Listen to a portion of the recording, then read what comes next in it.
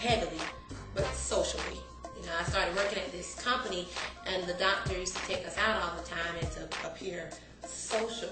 You know, I would have a wine in my hand, and eventually the wine left my hand, and I started sipping. You know, so before you know it, I was enjoying, you know, wine and just drinking. But that's coming from a place where I was taught it's the devil to wear red. It's the devil for the women to adorn themselves. It's the, you know, so coming from a place, you being 14 years old, and you're hearing that kind of teaching. And for me to be doing this now, it really I felt like I was rebelling big time. So, you know, with the guy, I was still in church though. Nobody knew what I was going through because I had this mask on, you know. So I was still coming to church, still leading the youth, but just leaving the hotel the night before. Wow. You know, at the altar crying, God, I don't want to live like this, because I had that struggle, that tug. I knew what I wanted, but yet I wanted to please my boyfriend. I loved him. I didn't want him to leave me. And I felt if I told him no, there's another woman that would tell him yes. Yeah. You know, so, you know, I woke up, you know, I was not promiscuous, but I was with him constantly. Yeah. You know, then, you know, drinking, going to parties and hanging out, coming home 3, 4 o'clock in the morning, or not coming home at all at times. So that's, you know, that's a brief mention of my testimony of what all I went through. I did that for about 4 years. About 4 years. Feeling lonely, feeling hurt, feeling abandoned, you know, because he ended up cheating on me. So, you know, it's like he still wasn't my answer. I thought he could be my answer, but it still wasn't the answer. Okay.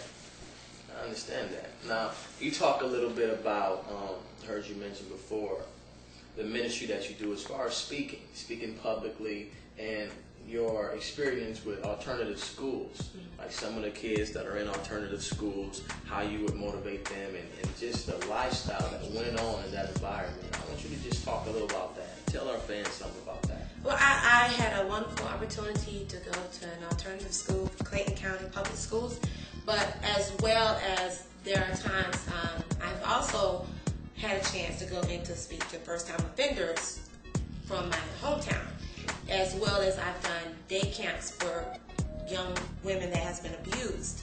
So I've had a wide range of audience. I've been really blessed to be able to minister to those, and it really hurts me to see a 14-year-old child going through things that I never imagined a person can go through, where they feel they have to do this. But I'm stuck in this. I have to sell drugs to survive, or I have to smoke weed to fit in.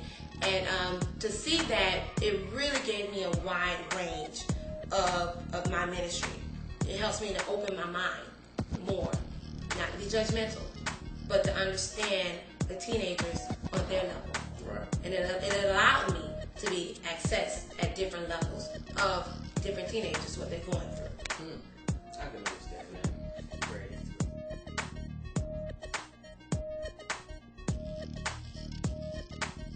It's been a wonderful show.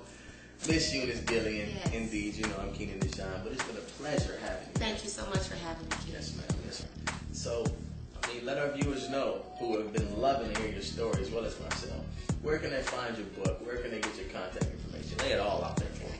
My contact information is www.organicpublicrelations.com. You can reach me also at 404-396-8787. The book is available at barnesandnobles.com, and I'm available for speaking engagements within the church as well as within the community, book signings, and book tours. Keenan Dijon right here with Miss Eunice Gillion, the author, the speaker, the motivational speaker, the mentor, strong woman of God. So we've been laying it out. We'll see you next time on this Jesus-friendly digital broadcast.